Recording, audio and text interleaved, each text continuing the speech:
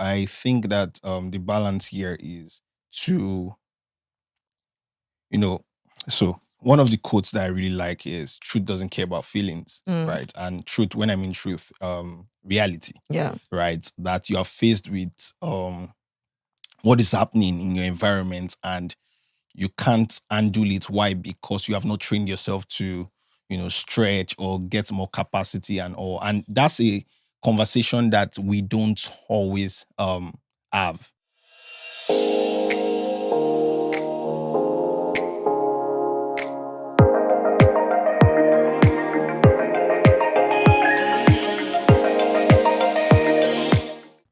Hello, my people. Welcome to another episode of Musings and Roars. I remain your delectable, amazing, beautiful host, Jumoke Shotonwa.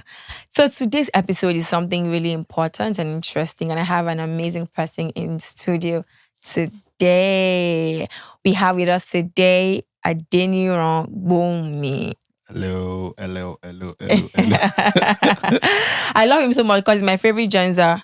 But I'm gonna read his bio shortly so that you guys can know who we have in the studio with us this beautiful day.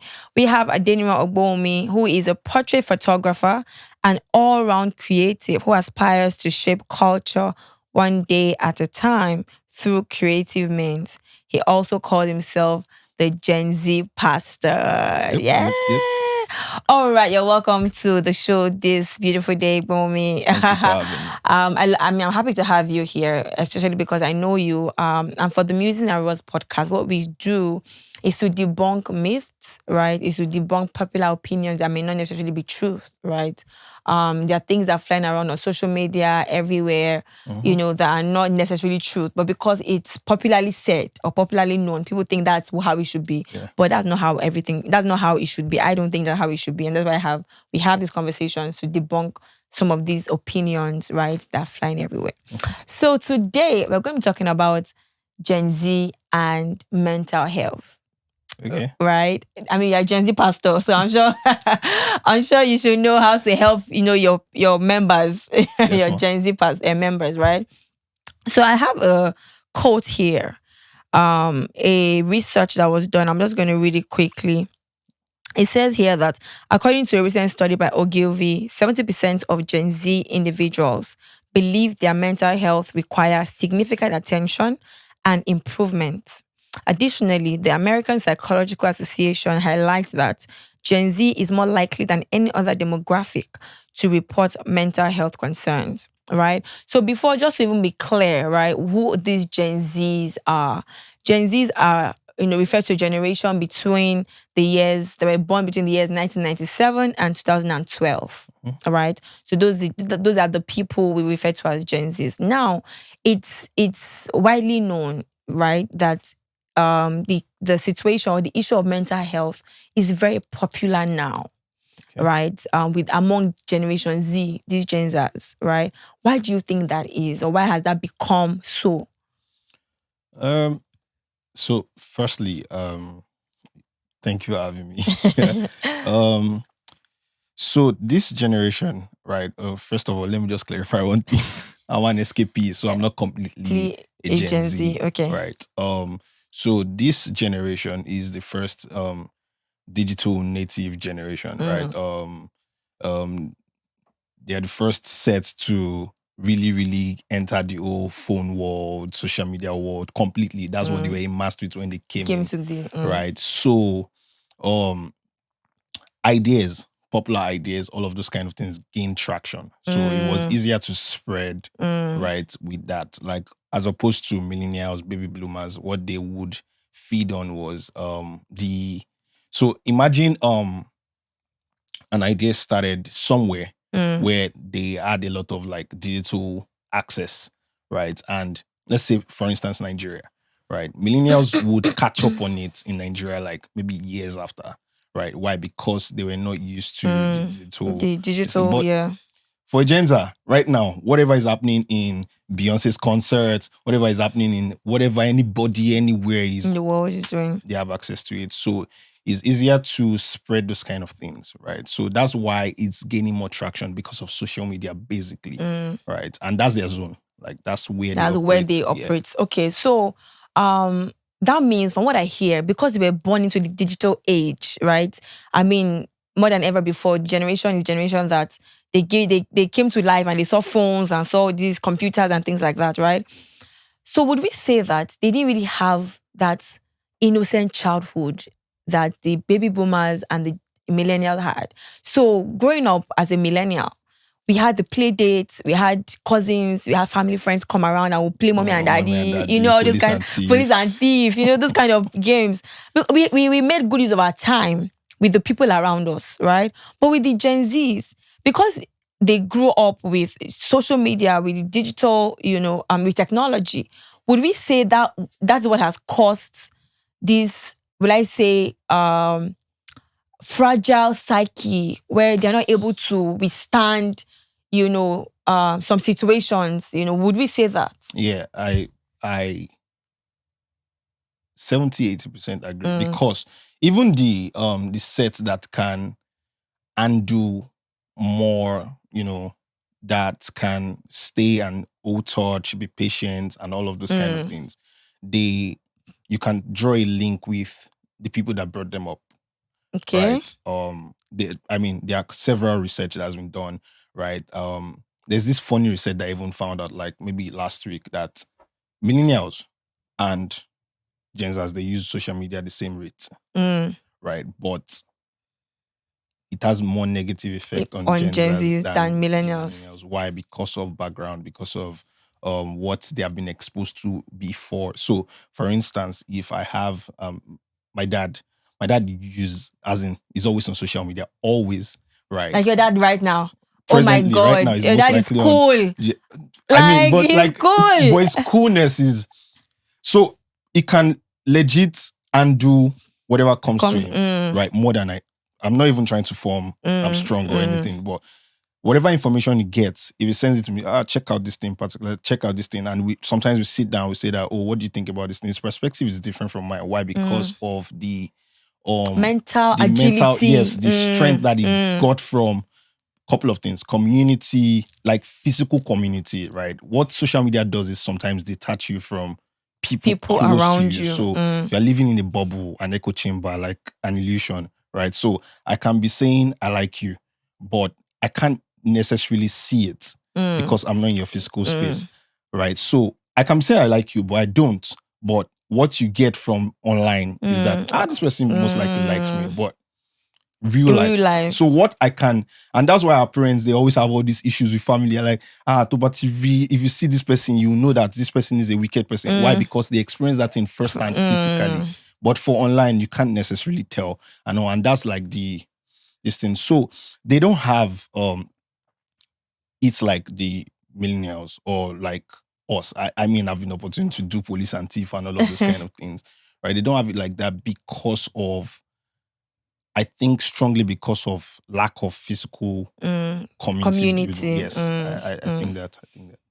Okay, so what that means now is less physical community with more screen time has led to more feelings of loneliness, depression, anxiety, and things like that, right? Yeah. Okay, so would we say now that Generation Z are the weakest generation?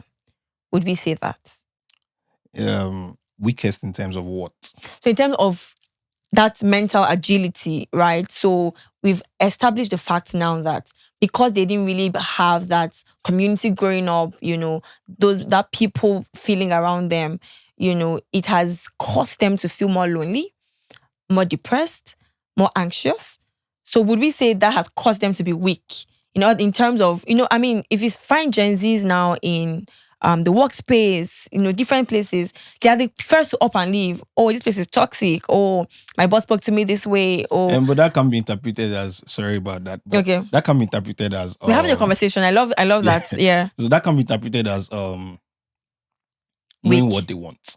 Okay. Right. So the thing about mental health, right? The conversation around mental health sometimes can be interpreted differently by different kind of people, right?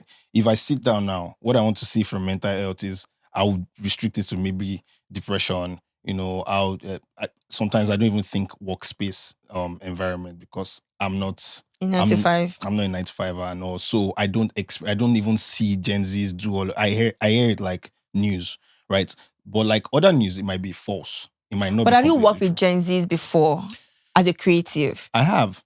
I And know, sorry to cut you. I know that Gen Zs are one of the most creative people, Yeah. right? Very creative and things like that. But in terms of these mental agility, resilience, working with them, have you experienced anything like that before? Yeah, I mean, most of the people that just open live at Gen Z is like, I'm like, please do this thing now, right? So, in a community where I'm working on stuff, maybe projects and all of those kind of things, I could be working with different people. I know the kind of begging I have to go and do with the Gen Z to do the work. Like, especially if it's work that is not assigned to them completely, right? And so that's why I'm saying that, like, for all those workspace conversations, what if it is they know what they want, right? And absolutely, they know what they want. Yes, there are some, like couple of, in fact, a lot of that. It's not even necessarily about knowing what they want, is that they are not strong mentally. They just, so they can crack if they are doing more than, Yeah. and all. But we can also draw a line that millennials complain about their jobs. Why? Because they are doing things that they are not meant to do at their workplace, right? So it's like a weighing scale. Which one do I prefer? Do I prefer to crack under pressure, or just let them know that this is not my area of is the area of this is not my JD. My JD. right? Yeah. Why are you telling me to do this particular thing and all? So to a millennial, they'll look at it and say, this one is sports, right? And all. But to that, I know what I want, please. You can't even let me do. You can't call me on Saturday to work and all of those kind of things is a lot. Okay, so to put some balance to that, right? And that's where this conversation comes in, right? Because if you're working in a place, for example, I think that it's already in the terms of agreement that, I'm a business owner, and there are clauses in the contract that I give my staff that there are times that we may have some weekend jobs or work late hours, but those times will be compensated, right? Or they are not usually every time. It's not usually every time. But note that sometimes it will arise for us to have these kinds of late night job. I'm sorry, maybe work overtime and things like that, right? So, but I feel like the Gen Zs don't even want to they don't want to do any slight, anything like that. They feel like, oh no, this is my JD, I am not going to do anything beyond the borders of this and things like that. And I feel like it has actually affected them in terms of gaining even more experience. There are things that because stretching themselves, right? Because this is life. Life is everything on social media is not really life. Real life is different from what is portrayed on social media. On social media, people come tell you, show you what they want you to see.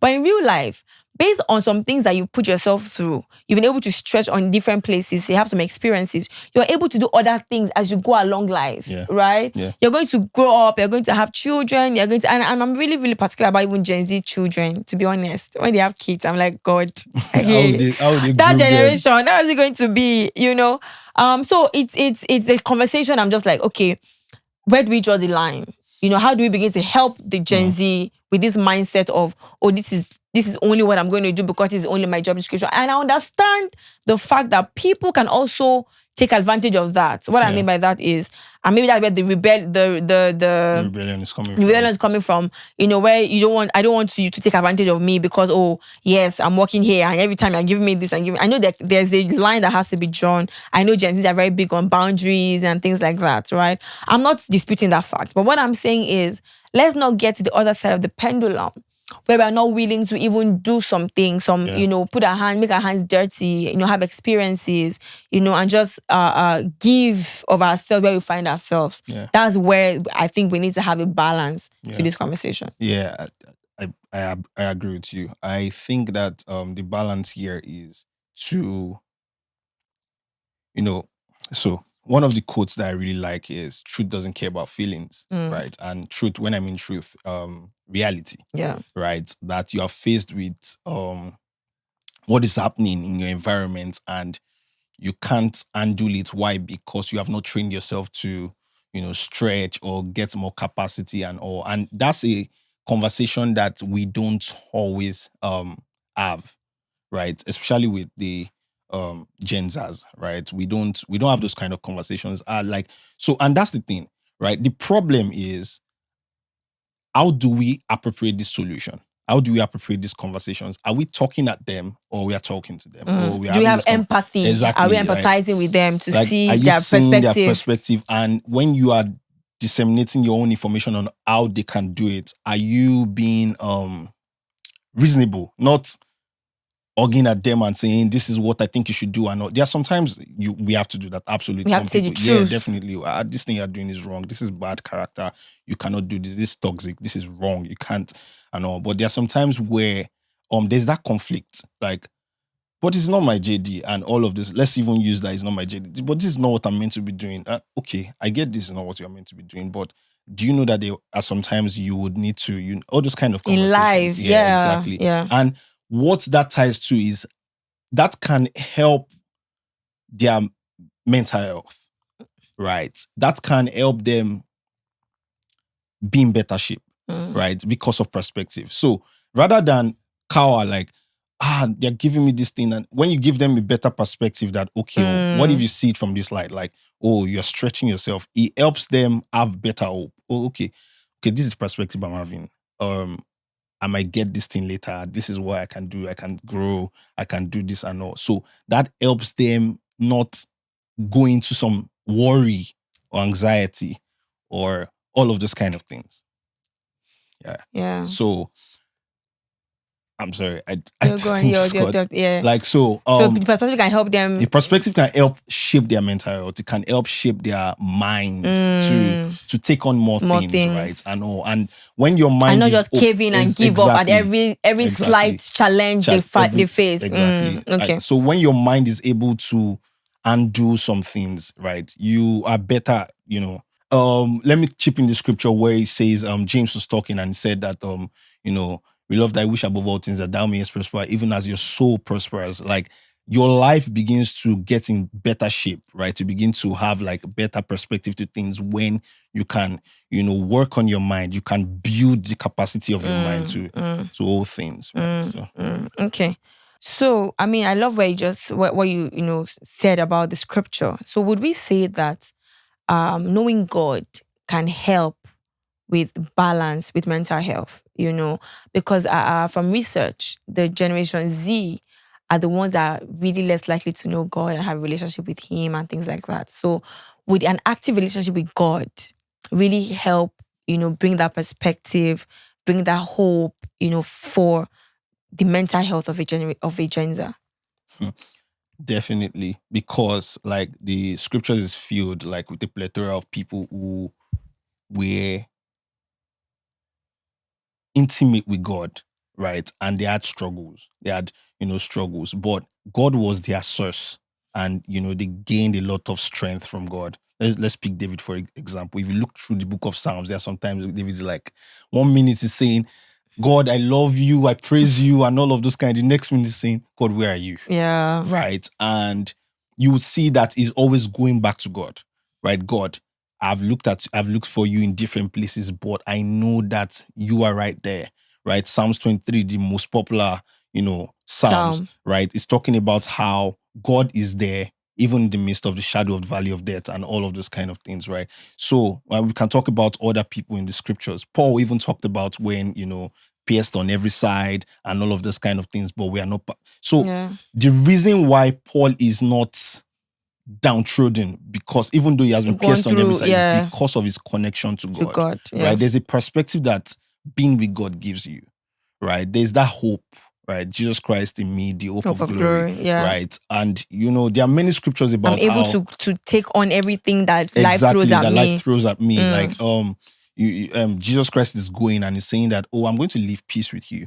Peace not as the word seems, but like this is the kind of peace that I want to give with you, that a lot of things are happening around you, but this peace is such that, and Jesus is that peace, right? He's the Prince of Peace, right? So when you have like a relationship with Jesus, you have ultimate peace, right? Knowing fully well that even though I'm like having like a breakdown and all of those kind of things, I can always run back to the. So it's easier to manage your mind when you have Jesus, right? A lot of, and to be honest, that hope is what's missing, right? And we can even draw a long line. Nigerians are the most hopeful Set people, of people, and yeah. you can draw it to the fact that we have a lot of Christians in Christian Nigeria, religion, yeah. right? And that there's that hope, right? Of course, people say that this hope is what's killing us. I don't care, but that hope alone, Is what has brought us is this what has far. brought us this far, Yeah. such that a lot of things are happening, but we are still there. We are still, hopeful. yeah, God relentless, can, and all of this yeah. kind of things. So, do you have any personal experience you'd like to share about this? Anything you've gone through? You don't. I mean, if you have any, you are willing to share, so we can bring it home and make it more relatable to somebody who's listening to us right now and feel like, well, yeah, I get it. I'm depressed or I'm anxious, and how do I even have a relationship with God? And things like that. Is there anything you've gone through that you'd like to share? So personally, I don't have like a whole lot of maybe because I don't know. You've not been pressed down, shaking together. No, I have times where like it's really maybe.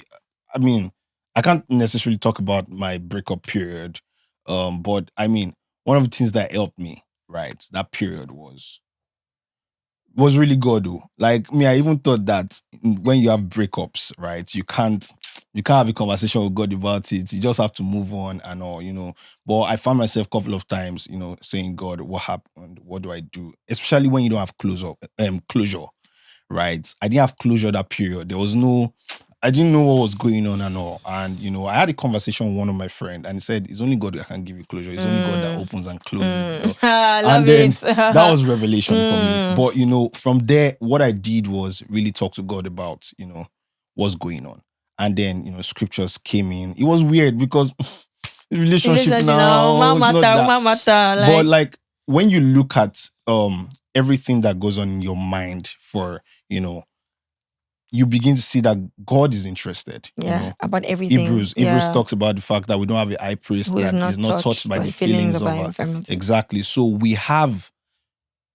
so Jesus might not have experienced the breakup, but Jesus was broken. Yeah. Right. And there was that perspective that I had that regardless, I am going to heaven. Right. And then I'm going to secure something. And that's the perspective that we have when we have Christ. And that's one of the things that helped me, during my breakup. Like God helped me. And, I had scriptures, I had my heart guarded and all of those kind of things. So I mean, there are other stories, many stories. They are not, I don't have such that, a deep, Okay. deeply, Okay. Oh, there was one. Back in school, I failed a particular course and I failed. So I'm not even going to come and tell you that there was one miracle that they changed this thing. But what happened was that I was really scared. I was scared of a lot of things. Like there was one time because of that, I didn't go to school for like months. Right. And it was nobody could understand. But I had God. Right. I really that was the period that I said, God, is me and you. Right. And I just had to, connect with him. God, okay, I failed this. What do I do? And let me tell you something about, intimacy with God, right? It brings peace, but it also brings instruction, right? It helps, right? So that you don't, for posterity's sake, so that you don't get into things, because God really cares for you and he knows your future. There are some things that he knows that can break you, right? And so it gives you instructions, right, that can help you not, come back to that place again. Yeah. Right. Yeah. And also, those are my stories. Awesome.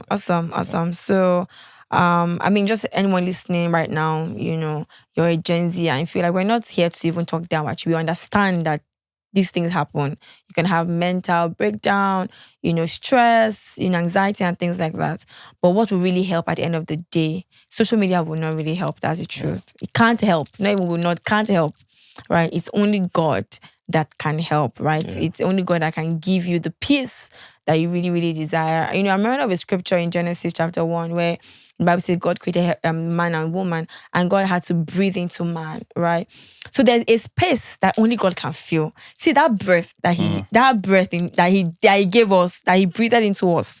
It's a vacuum that if you feel, nothing else can feel it. Nothing. Yeah. Only God, because He is the one that put it there. Is the only one that can feel it. So if you're here and you feel a type of way, yes, we understand it, but don't take on the popular opinions of mental health and you feel like, oh, that's all that there is. You can be healed, you can be fine, you can be strong, you can take on anything life throws at you because you have God on your side. Right? So I hope you enjoyed today's episode. Let me know what you enjoyed about it. Let me know what you learned. Look forward to seeing you again in our next episode. Thank you, family. Share with your friends. Subscribe, leave comments. Hoping to hear from you. Take care. Bye.